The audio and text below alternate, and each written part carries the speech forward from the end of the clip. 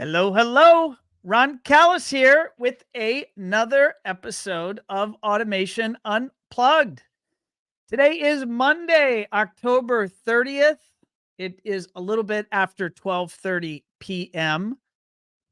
We are here the day before Halloween. I should have worn a Halloween costume. Clinton and I didn't get the memo there. Clinton, of course, is our guest that we're going to be bringing on here in just a moment. But I am freshly back from a little bit of travel. And a couple of weeks ago, I was out at the ASEAN conference that was out in Nashville. And then for the last week or so, I was out in Europe actually celebrating my 20th wedding anniversary with my beautiful bride, Daniele. And we did just get back last night. And jumping right into things this morning. And in terms of scheduling, now was the time. Today's the day to do this interview with Clinton. He's a busy fella, as am I. And Monday seemed to be the best day for us to get this in. So here we are. We are live. Let's see, what is this? This is show number 252 of Automation Unplugged. And my guest today is Clinton. I should have clarified this right before I went live, but I'll do it here and then he'll correct me if I mess it up. But Muntean, President of Mainline Marketing. And they are a commercial and pro rep agency, one of the largest in the state of Florida. And we're going to be talking to Clinton here in just a moment. I actually got to meet Clinton. I think we met him at an NSCA event earlier this year. And we're actually doing a few things with him. And he's got a fascinating background and just really a wonderful business. And I thought that all of you would really appreciate learning about his background and what he's got going on. Super smart guy, running a great business and well-respected nationally. So here you go. Let's go ahead and bring in Mr. Clinton. And let's say hello. Clinton, how are you, sir? Good. How are you? Good to see you. I am good. Happy Monday. You got anything special planned for Halloween? We do the same thing every year. Well, at least the past few years since the pandemic, there's a neighborhood adjacent to mine. Our neighborhood is, I just heard yesterday, in the top 5 for trick-or-treating. But because it's so crazy, we actually leave our neighborhood and go to my friend's neighborhood because it's a little more chill. So I've got an 11-year-old, so we're going to be, they do like a community pizza party, and then everybody goes trick-or-treating, and then we'll hang out for a little bit. But being it's a school night, we'll be back a little, at a reasonable. Are you going to dress up, Clinton? I am. I have my Kangol hat and my Adidas tracksuit and a big gold chain. I happen to go to a 80s Halloween party, like a benefit concert just recently. So I'm going to reuse that. Recycling the costume from that event. Yeah. That sounds awesome. Well, for those in our audience that may not be fully aware of you and the business that you're running, why don't you bring us up to speed? Tell us a little bit about Mainline Marketing. Sure. So we're a manufacturer's representative. We work with some of the largest manufacturers in the AV industry. We've been working in this industry as a rep firm since 1987. Now, I wasn't there then. I came on in 2000, but I didn't start the company. So, our territory is the state of Florida, and in some cases with most of our brands, also the Caribbean and Puerto Rico. It's our job to basically build these brands and represent them in the way of, sales, marketing, support, and basically develop business here for them. What type of lines are you guys carrying, and what's the area of, I guess, coverage? Are you covering all lines for the entire state of Florida, or just kind of, maybe you don't have to go too specific, but how How would you describe that? Well, everything we do is territorial. So we represent all of our brands in the state of Florida for sure. So some of them allow us to represent them in Puerto Rico and the Caribbean as well. But yeah, so I think it's okay to say, but we represent Shure in the microphone category. Of course, as a rep firm, many people may not know this, but we can't rep another microphone, right? So we are the factory. We are the factory sales and marketing team in Florida for sure. And so from time to time there can be a little overlap because a lot of manufacturers make a lot of things, but for the most part, we have a product in just about every category, right? So whether in AV, so we have mixing console line is Allen and Heath, and then for projection and video walls we have Barco, and so we have Kramer for control and video distribution, SKB for cases. So we have 16 different lines that we represent currently, and anybody's interested, they can find them on our website. How big is the sales team, or how do you structure the company? So we have five if you include me, 5 salespeople, and we kind of split up the salespeople to retail and pro. So it's retail pro and systems. So systems integration. So systems integration is the largest part of our business, and so we have in South Florida we have a gentleman that does South Florida for just systems integration, but then we also have another gentleman that does retail and pro. And the difference is, pro are like your production companies or anything performance based, maybe house of worship, company that works in the house of worship. He manages the accounts and the end users in that house of worship, theater, production company like live performance. And then retail stores like Guitar Center, Sam Ash, and independent stores. Whereas the systems integration team focus mainly on systems integrators that are doing conference rooms, hospitals, cruise ships, big projects, stadiums. So we have 2 people in South Florida. We have 2 people in Central Florida, and one of those goes up to North Florida because it's a smaller market. And then I stay connected with most of the key accounts. I don't do the day-to-day management, but they do, but I work with them on those accounts. And then we have 2 engineers on staff. Sorry, fire truck. There's a fire truck driving by. Yeah, so we have 2 engineers on staff as well to support our customers. And then we have a marketer, somebody that runs all of our marketing, and they work with your team and another firm. And then we have a customer service team, which consists of 3 people. So what are we, 11 people? So sounds about right. Yeah. Well, Clinton, take us into your background as far back as you're willing to go. Again, we always love to hear the backstories of what were you doing back when that ultimately led you to running this business today. Well, I mean, take us back in time. We can go way back. I'll try to keep back the to way elementary back. school. Yeah, go back way to back. high school.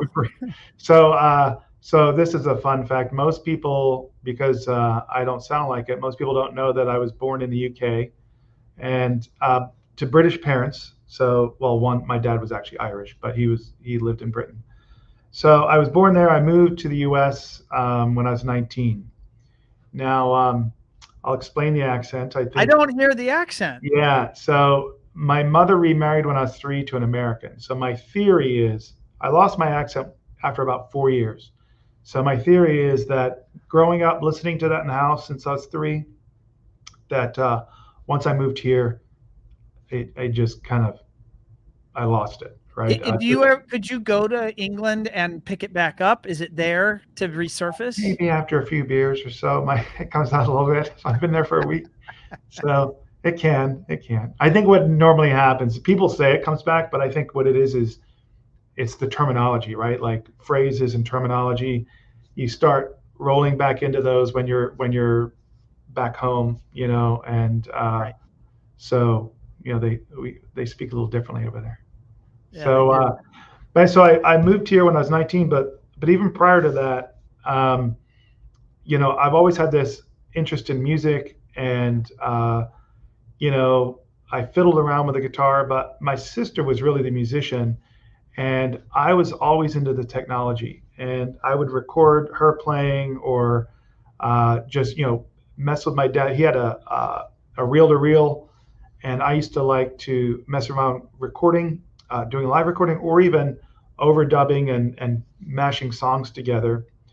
And I think at the time, well, I know at the time I didn't know that was a job. Like there were jobs, you know, maybe I was just naive or young, or a little of both, but it just didn't dawn on me. And then when I became a grown up, I don't know, I wasn't interested in going to college at the time. And I did some college classes, and I was going into sort of the medical track, and I didn't love it.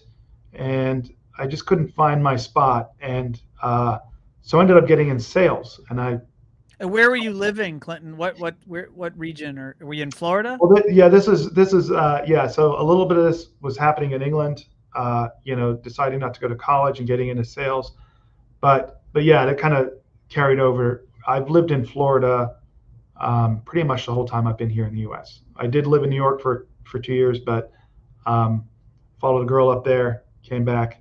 So, but for the most part, the 30 plus years I've been in the U.S. now, it's Florida. So yeah, so just always this interest in music, and didn't know I could do it. And it wasn't until years later, I'd messed around, gone to a couple of different colleges, didn't finish any of them, and I think it was my sister. She was of college age, because she's 6 years younger than me, and she decides that she does want to go into the music business, and so she finds this school called Full Sail University here in Winter Park, and decides to go. So I went and did the tour with her, and I immediately decided, I wish this was around, and it was around, I just didn't know. I would have, so I went a year later, she went, and then I saved up some cash, and I went a year later. And so that's kind of how I got in, right? Is through that, right? So now, for those listening that don't know what Full Sail is, what is Full Sail? I mean, I'm in Florida, and I've heard of Full Sail for the last couple of decades, but there might be others that aren't familiar. Yeah, so they're I mean, they've changed a lot too over the past 20, 30 years, but they are, I'm just to say, a university for digital media, which includes not even just digital, but film, recording, post-production, gaming now, show production. And then they also have business degrees now too, music business and film business. So you can get bachelor's and master's degrees as well. So we went there, and that's kind of what opened me up to, okay, I can work in this industry, So did you and your sister study the same stuff? We did, but she did. We both did the audio program to start, specifically recording. They were smaller back then, had less programs, and there was film. I think there was digital media, film, recording, and that might have been it. I think gaming came later. So we both did. She did recording, I did recording, but she decided to do another program. So she stayed, did another program right after, and she did film. So she thought she was going to record bands, and she ended up loving film and post-production, and became a video editor, and to this day edits television out of Los Angeles. And then I did something similar. I thought I was going to record music, and I went there and decided I liked audio post-production. That was where I really found that my the creative side of me was happiest, and so I kind of sort of pushed the music a little away, and kind of went down that track, and I looked for opportunities when I graduated to follow that path. Where'd you go from there? Well, then, so immediately I was going. I think I'd met my current wife, Jen. Hopefully, my last wife. Yeah. I met Jen there, or while I was at school. I didn't meet her there, but I met her at school. So we planned. She's from Germany. I'm from England. We planned that we were going to go and do a Europe trip right after graduation. So I had lined up just an internship at the school, so that when I came back from the trip, I had something. And so I did that, and it was supposed to be for, I think, 6 to 8 weeks. And I did so well there, they just kept re-upping me until finally somebody said, "You got to get this guy out of here. We got to give other people a chance," right? So, so I remember I was in my instructor's office, and he just called up a buddy of his at a place called Soundelux, which is a very well-known post-production studio. They had a location in LA and a location in Orlando. They did all the theme park stuff here, Islands of Adventure at Universal. They did big movies like Pocahontas and Braveheart and Wow. so many more. But he called up his buddy there. Coincidentally, his name was Clint, and he's like, "Hey, Clint, do you need an intern?" He's like, "Well, I'm not in charge of the interns, but so no." But right at that moment, there was a guy walking by his edit bay named Pete, and he said, "Hey, Pete, do you need an intern?" And Pete was senior enough where he had never had a personal intern, but he's like, "You know what? I could use one." And so I became Pete's intern, which really upset the other interns that were working in the tape room, because I got to work with Pete directly.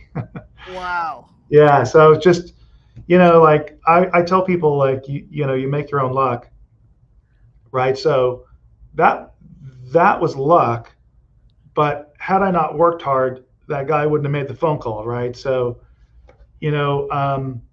so when I go back and talk to young people, I tell that story because I think it's so important that, that guy Steve, his name was Steve Yost, he made that call to Clint, right? And had I just been maybe a mediocre or less than mediocre intern, maybe he wouldn't have made that call. They would have just, set me off on my way, right? So yeah, so I got a job at Soundelux as an intern, and then I think within 6 months they hired me on staff, which is unheard of at that place. It was a small place, very few people, but they liked me enough to where they brought me on. But unfortunately, about a year later, they were going through bigger companies were acquiring studios around the country, and I saw the writing on the wall that my job was at risk. And but it was also a good thing, because it turns out I had this dream that I'm going to go and do this thing, and I got it done, and I went there, and it turns out that I really didn't enjoy it. Like, I was sitting in a dark room all day for 10 hours a day, cutting sound effects, and it's a great glamorous gig, right? Like, I work in a post-production studio. I cut sound effects for the theme parks at the time or movies, and Sounds like a sexy gig. it is. My friends thought it was super cool, right? And but I would come home with headaches, just staring at that screen all day. Kind of full circle. That's kind of what I do now. But We both do, yeah. spreadsheets, and but there was this guy that used to come in, and I think his name might have been Gil. He worked for DigiDesign, so that Avid owns them now. But DigiDesign made all the tools, Pro Tools, that we use to cut sound effects and edit. And he had a really cool gig. He would come in and just show us all the latest and greatest tools and how we use them. And if the studio liked them or had the budget, they would buy them. And I thought, I want his job, because he has his own rig. He can still edit if he wants to. And he gets to go and talk to all these people and show them how to use it. So I came back to Full Sail, and I talked to a guy named Darren Millar, and I said, "Hey, how do I get that job?" And he put me in touch with DigiDesign in Palo Alto, California, got me an interview. They interviewed me. They offered me a job doing inside sales for $35,000 a year, but I have to move to Palo Alto. So the math didn't work. So I went back to Darren. I said, Darren, that's not going to work. What else you got? And he says, well, have you ever heard of a manufacturer's representative, like an independent firm? And I'm like, no. So he put me in touch with the owner at Mainline Marketing, and at another firm, which I won't mention, because that guy didn't call me back. Right. But the owner, They're lost. yeah, the owner of Mainline, Doug Swan at the time, he called me back. He wasn't really hiring, but he liked me. He's like, come to LDI. I went to the LDI show and met with him here in Orlando, and we hit it off. And I think a month later he hired me, and I've been here ever since. When you joined Mainline, what was the job? What did you get hired to do? I was basically a sales rep. Back then, that's what it was. It was just sales for the most part, relationship sales. But and I had the worst performing accounts. He handed me these accounts, and it was commission only. Wow. And yeah, in fact, he encouraged me to get a part-time job, like waiting tables or something. And I said, no, I'm not going to do that. I'm like, if I'm going to do this, if there's working hours in the day, I'm going to invest it into Mainline, because if I pull hours away, I feel like it'll just take me longer to get where I need to be, right? So the harder I work on the way in, the quicker I get to where I need to be. That had to have been terrifying to join a job. Was that your first official sales job at 100% commission? No, I'd done that before. Like, okay, as a teenager. I was never afraid of that. As a teenager, in England, this is in England, I signed up for a job in the 80s.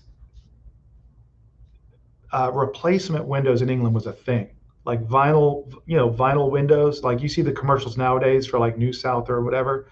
Like, that was a big business in England. I don't know why. Maybe because all the houses are old and they all need new windows. Probably not energy efficient, so probably it was a new technology. In the 80s, there was this massive, and I worked for a company called Everest, which were the leading company, the biggest, the most expensive and the biggest. And it was like in America, the Kirby guy. You would knock on people's doors. You'd have brochures, and you would try to get an appointment with them right then on the spot if you could, to talk to them about Everest windows, and then sell them their whole house full of windows.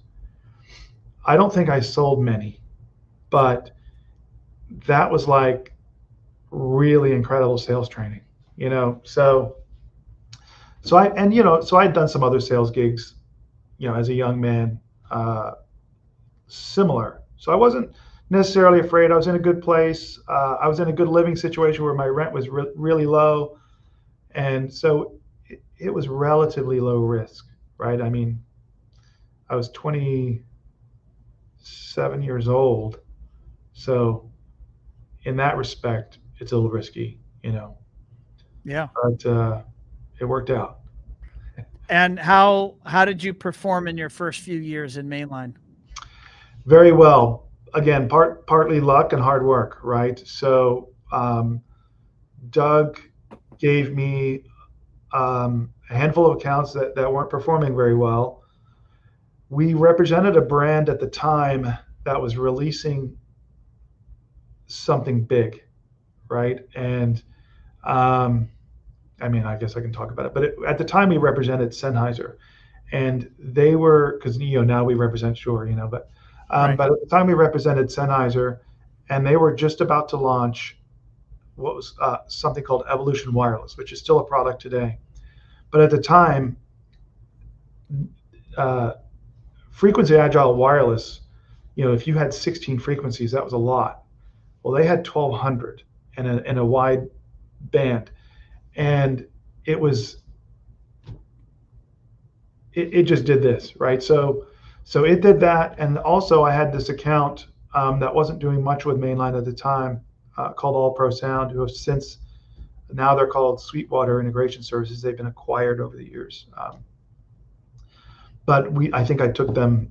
Sweetwater, like the online.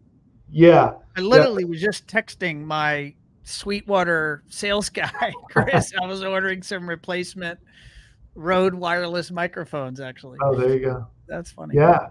So so they got acquired. I mean, not that long ago, actually, like relatively. I don't know if I had to guess, like 5 years ago. Uh, but we were doing. I think the number that sticks in my head was like 40,000 a year in sales total with all of our brands. And I took them, and I think within 3 years, I took them to $2 million in just those, all of our brands. Big part of that being Sennheiser, and then I had other successes like that, and because of that, Doug then gave me more. He's like, "All right, you did really well with those. Here's a few more accounts," and then Let's dive into that, if you'll allow me. Pull a thread, sure. as I often say. Why? How were you able to do that? What was the reason you succeeded? Now, you mentioned Sennheiser. Again, you used to carry that line many, years ago, and they came out with a new revolutionary technology. But you had other salespeople on your team, peers of yours, that also would have had access to that same line. Yeah. Why and how did you perform exceptionally? And I'm not about boosting your ego, but I'm saying, is there a method or technique or practice that you were demonstrating that you think led to that success? Maybe, Or was it luck? I tell this joke all the time that no one taught me. There's no book, there's no handbook on how to be a rep, and even Doug literally threw me in the deep end. He's just like, "Hey, here's some accounts, here's our brands, here's the price list, here's the pamphlets," right? Because back then we were still using brochures. Go. And I had a recording background from Full Sail, so a lot of this stuff, some of it was commercial audio, like ceiling speakers, and so I had to just learn. But that's, I think, really what it was is I was just driven to learn everything I could, and to, what I used to say, and maybe we still say it from time to time, but is outservice my competition. Mm. If my customer calls me at 9, it doesn't happen often, but if they call me at 9 p.m. on a Saturday night, I'll probably take the call. Especially back then, I didn't take that job waiting tables. I would see my customers during the day. I would do my follow up at night. I would learn anything I needed to learn in the evenings. I minimized the amount of sleep I needed, right? So I was just committed. And I think our customers realized that I was committed to Mainline, to them, to helping them, helping their business, coming in and doing trainings for their staff, which is all stuff all reps do. But I think it's how you do it, right? I think when you're super passionate about something, people recognize it. When you truly care, people recognize it. And I think that's really what it was, is just authenticity and being myself and caring. And sounds like you gave a shit. yes, exactly. Yeah. So I think that's the difference. Yeah. How did you transition? What is that? Not well, take as much time or as little time, but how did you transition from being a salesperson to ultimately owning and running the company?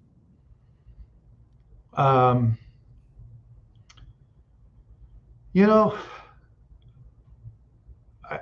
I don't know. I think to me it was sort of the same, right? Like I watched Doug, the previous owner, who, he wanted to go and do something different. So at some point he made me a partner early, in the first few years. I was doing really well. Fact is, that commission plan he had me on was too aggressive for the company. So we did a restructure of that, made me a small partner. And then, so when he made me the partner, I had a small leadership role as well, like just, sales manager. And I just worked very closely with him, and kind of got to understand the business side of our business a little bit. And so I would say that's the transition. We did that for a couple of years. I made it, he kind of gave me the title of VP, And then once he realized he wanted to leave, we switched roles. I became president, he became vice president, mainly so our manufacturers would have confidence and not bail on us when Doug left, right? So that was a big part of that. And then, I'll use that same thing. Like, there's no handbook on how to run this business. We just do the right thing every day and work hard and surround ourselves with good people, and if we do those things, if we bring value to everybody that we work with every day, and you do the right thing every day, opportunity will come. And that's truly what happened. When I took over the company, Sennheiser was going direct at the time. When we took over the company, we a year later we lost Sennheiser, and we were like a $5 million firm. And then we over the years just work hard, do the right thing, outservice our competition, and now we're 10 times that. How do you decide what lines to carry? I'm assuming with the status of where you are today, you could, it's not promised, but you could likely have most of the lines you would want to carry. So how do you decide who to partner with? Yeah, that's a good question. Yeah, I mean, we get asked almost weekly, right? Somebody, and then most times we just refer them. We're very friendly with all of our competitors, actually, and I call it AV karma. Just do something good for them, recommend the right one, and help everybody out, and it comes back. But so, first, I think first and foremost is is there a conflict, right? So if somebody approaches us, does it conflict with something we already have? And if things are good with the thing we have, which hopefully it should be, otherwise we shouldn't have taken it on, right? Then that's an immediate. The other thing is, I think when we were a younger firm, pioneering a new brand, like something no one's ever heard of, is so much work. And when we were a younger firm, we had the, I don't want to say energy, we had the bandwidth to maybe manage something like that. Now it's, with everything we've got, the biggest brands in the world, it's really difficult for us to give them what they need, those brands that maybe no one's ever heard of, or few people have heard of. So it's not fair for us to just take it on and not be able to give them the time they want. So that's a whole nother thing, is bandwidth. So if we feel like we're not giving somebody the time and bandwidth they deserve, the service they deserve, we will resign before we ever get fired, because it's not right to collect revenue from them if we're not working for them. So when taking on a new line, it's, do we have the bandwidth? And if anybody came to me today, it'd probably be no, right? We've got a full line card, and so if it's something, maybe a new category, maybe what we would do is, like lighting, we don't do any lighting lines. So maybe what we would do is say, okay, maybe we'll take it on, but we would bring on some lighting people. So then I make sure they get the bandwidth. So, and then I think a big part of it too is the people. Oftentimes when we take on brands, it's partly the people. So, maybe it's not the number one brand, but it's, people you really like working with, and that would be a good reason too. So, it's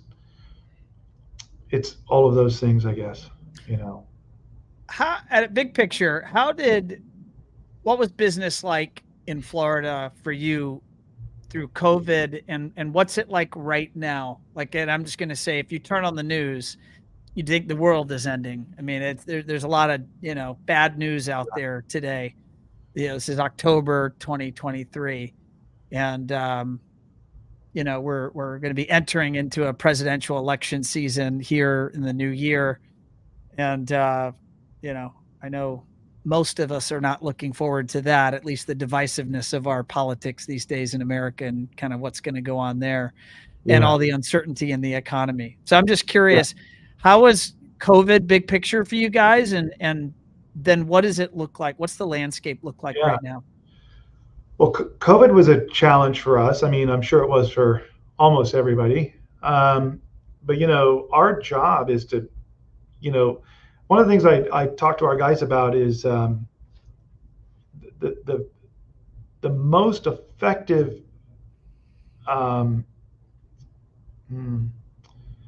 If you the biggest thing that will move the needle is being in front of people, right? So if you're in front of whether it's an end user, one of our dealers, if you're in front of them and we're talking and we're bringing value to you that day, we'll learn of other opportunities. I think oftentimes if you're on a phone or through email, you might be able to speak to this one opportunity that about whatever however that conversation started. Maybe it's about a project, but you won't likely hear about what else they're working on.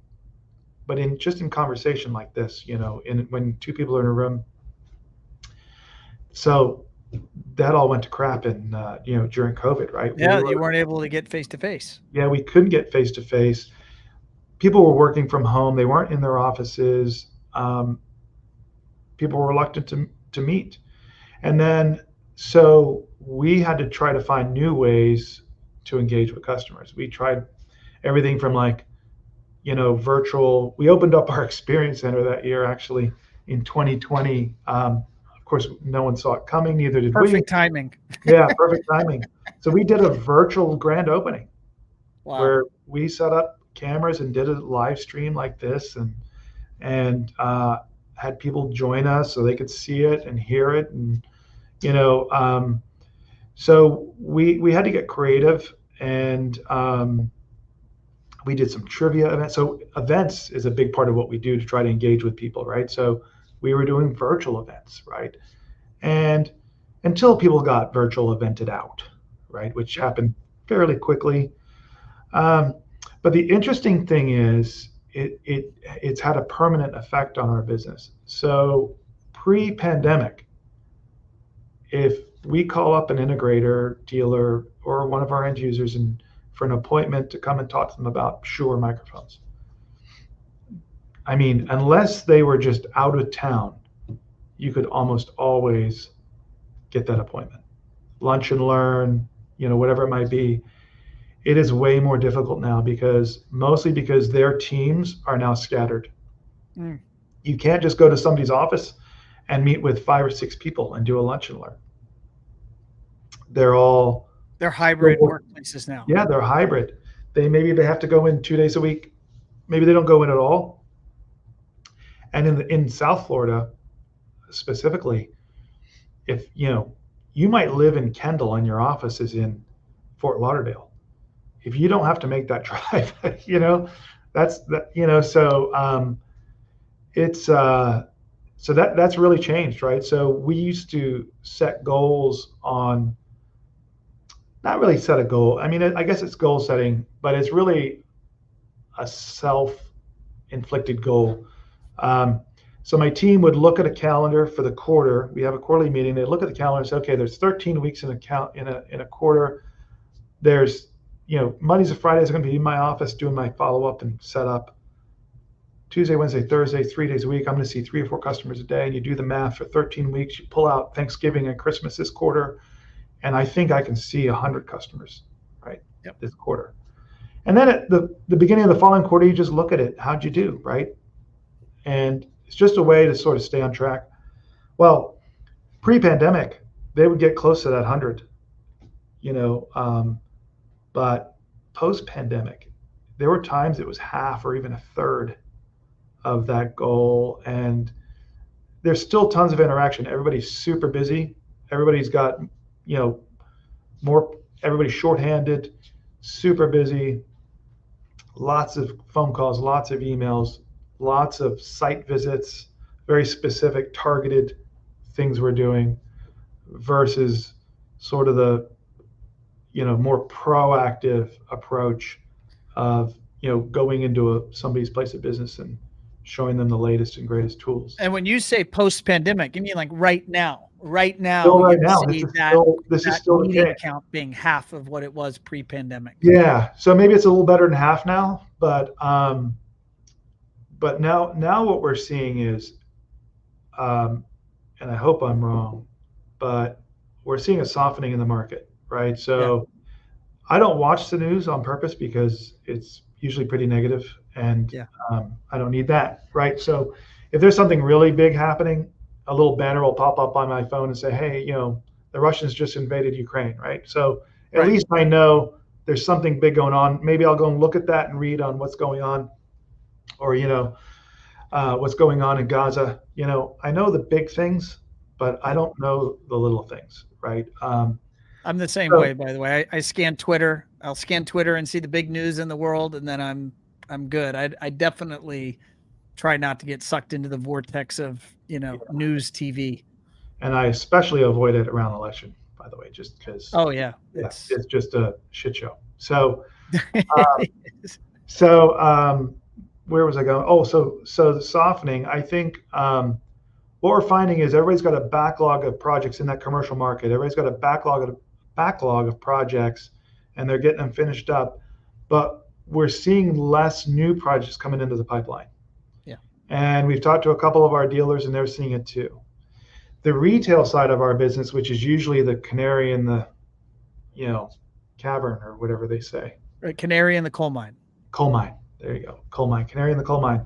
So uh, from our last recession back in 07, 08, retail will feel it first, right? If people stop spending, your average consumer, they don't go to Guitar Center and buy that microphone or that headphone.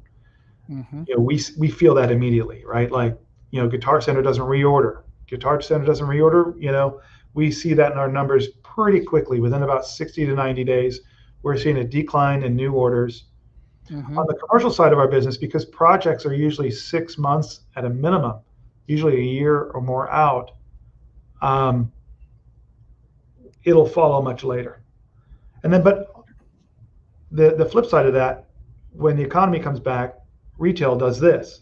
Like, good news, interest rates drop or wages go up, or everybody got a big tax refund, whatever it might be, that'll have an immediate effect on our retail business. So we're already seeing a softening in retail, probably down, 4 or 5%. And I think we're starting to see it on the commercial side. So I think I'm predicting 2024 will be I don't think it's going to be like 08, but it's certainly going to be softer and harder. So especially, as the firm with all the big brands that have more market share, it's harder. If you're a small brand with 10, 15% market share, there's still work you can do because you can take market share from the Steal big. market share from other brands. So yeah, we've got our work to protect our market share, to still try to grow the business because they all want to grow. The vendors still want you to grow, yeah. right? Yeah. I think in my 24 or 5 years of doing this, I've seen like 2 or 3 reductions in quotas. Year-over-year Right? quotas. Yeah. I mean, it's very rare, very rare. Are you seeing, when you look into 24, I have a theory, so I'll tell you my theory, but after you tell me yours, what are you seeing all of 24 as soft, year of, 23 versus 24? Or are you seeing it, like, how do you see the first half of 24 versus the second half of 24? I would like to think that the first half will be soft and the second half will start to slowly climb back up. Probably not a sharp rise, but I think, one of my thoughts, just listening to some, experts on, for instance, interest rates, is, interest rates, by the way, I have a 2% on my mortgage. So happy. Yeah. But that shouldn't exist, right? Nobody's making money in that scenario, right? Yeah. And interest rates probably should live around 5 or 6%. So I think that's the new normal, and people right now don't like it. maybe once they get used to it, wages will catch up and things will level out, inflation will level out. And I think once things normalize, probably post the election too, unfortunately, the election is going to play a part in that because we always see a little dip around election time. Regardless of who gets voted in, regardless, the general populace and the uncertainty, markets right? love a decision to be made. Yeah. So unless everybody was in agreement that both candidates would be awesome, which never happens. No. So yeah, I don't think it's going to be a sharp decline. I don't think it's going to be a sharp rise either. I think it'll be, it'll come back slowly, partly because of the election. But this is our new normal until we have some other world event that causes, something to change. Well, yeah, I completely agree. I think these are strange times. I'm by no means an economist, but I do enjoy in terms of like podcasts and content. And maybe it's because of my role working with so many businesses across North America. I enjoy listening to macroeconomic type content to try to, what are these really smart people? What are they saying and thinking? And then how am I comparing that to what I'm seeing in my life? And there seems to be consensus that these are certainly very volatile and strange times economically. But so go ahead.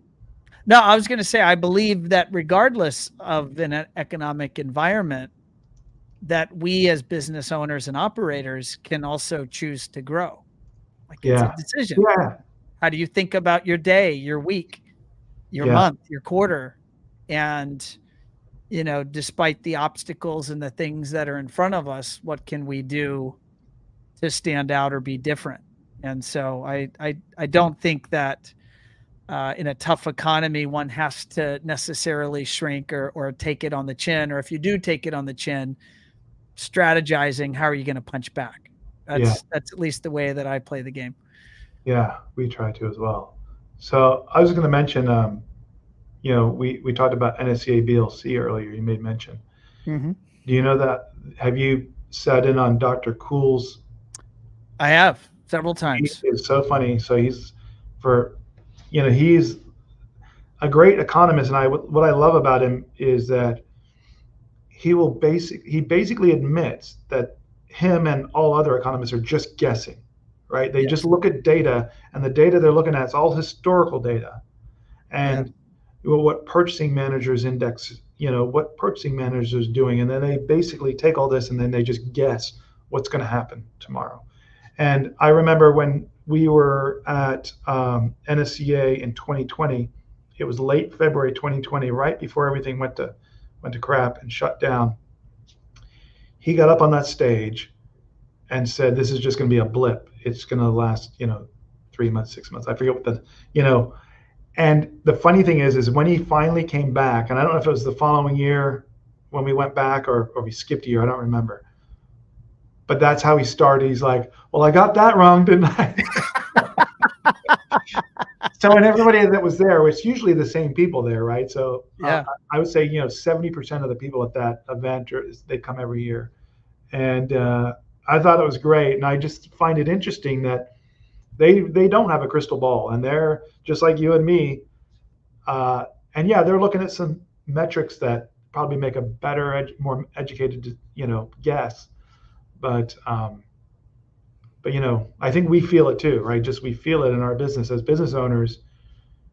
I felt it before I saw it, if that makes sense. Yeah. I don't know, just listening. Well, there's sentiment, right? There's just the general sentiment of yourself, your family, your team, your employees, their families. How are people feeling? And that usually is a signal sometimes before you see the big, that ultimately playing out in severe ways in the business. Yeah. And I think it's certainly sentiment out there in the marketplace. It's not great. Right? It's not great. There's no other way to look at it. And then you look at, obviously what just happened in Israel and Gaza, and then you have Ukraine, and then lots of other threats on the horizon. But at the same time, humans are emotional creatures, and they can also imagine and or exaggerate things that are much worse than they actually are. Yeah. Like, so the things going on in the world are very bad, but at the same time, I don't know if you've heard speakers talk about, well, if you really look at stats, like, it's never been a better time to be alive on planet Earth than right now. If you look at the amount of people in poverty, the amount of people that are starving, the amount of people that with water shortages, so many people in the world are doing better today in October 2023 than ever in human history. So it's just, it's a matter of us business owners and operators kind of riding this roller coaster of emotions and designing that path forward. And I loved your, the idea that you were stating, Clinton, which is it's really a matter of protecting your market share and just trying to, what did you say? What's your mantra about delivering value? Just make sure you deliver value and the rest will take care of itself. Yeah.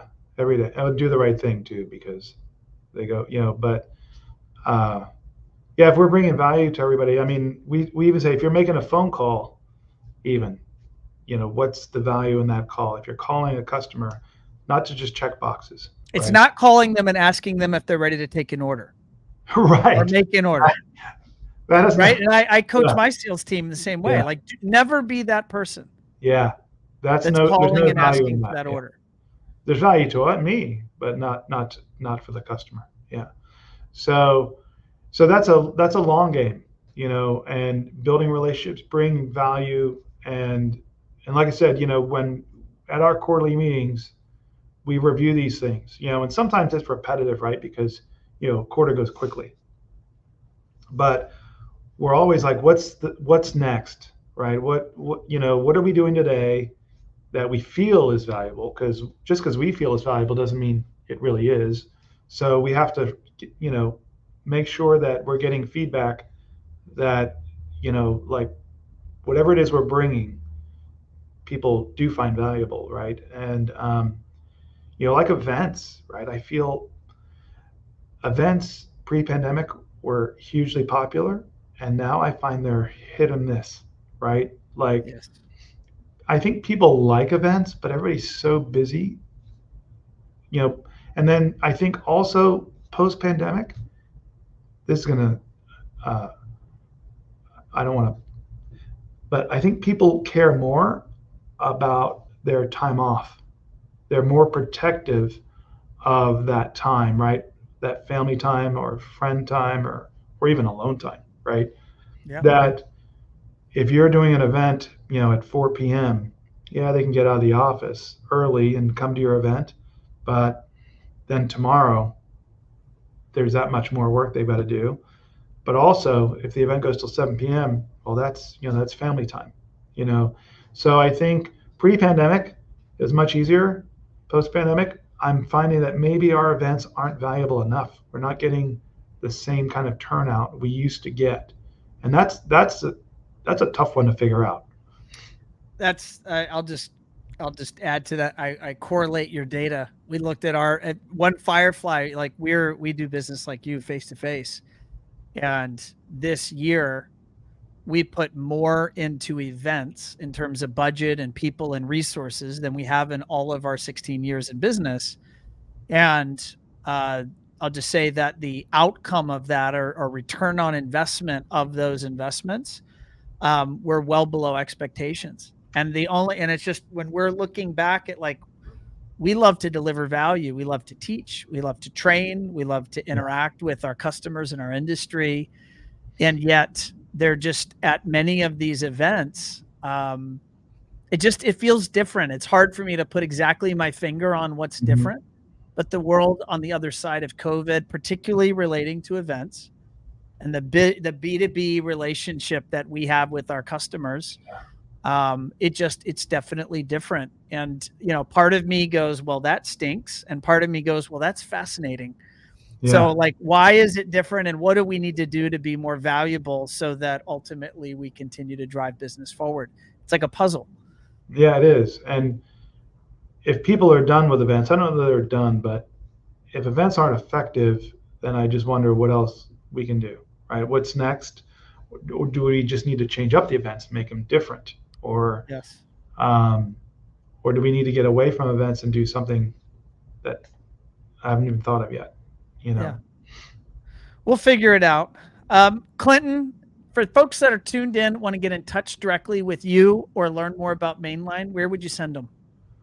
I mean, generally to our website, because our contact information is there. It's www.mainlinemarketing.com. And then, my email address is up there, which is just my first initial last name at mainlinemarketing.com. C. Muntean, Muntean. Awesome. Clinton, it was awesome having you on show 252 of Automation Unplugged. Thank you. I enjoyed being here. And I know you were feeling a little bit under the weather, and I can tell you, you did a great job. I appreciate you being a trooper and still recording with me today. Thank you very much. Awesome. All right, folks, there you have it. Clinton Muntean, owner and operator and sales rep extraordinaire here in the beautiful state of Florida. Hope you all enjoyed that conversation. I know that I did.